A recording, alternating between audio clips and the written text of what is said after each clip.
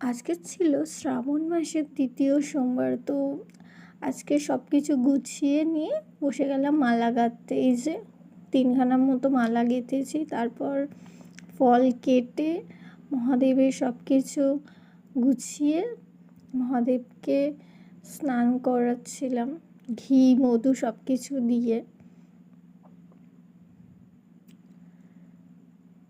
তারপর দুধ দিয়ে অভিষেক করলাম। দুধ দিয়ে অভিষেক করার পর গঙ্গা জল দিয়ে তারপর অভিষেক করব।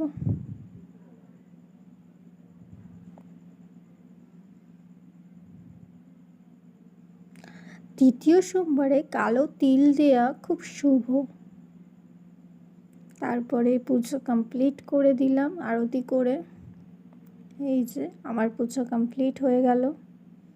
তারপর বাইরে দেখলাম খুব জোর বৃষ্টি এসছে।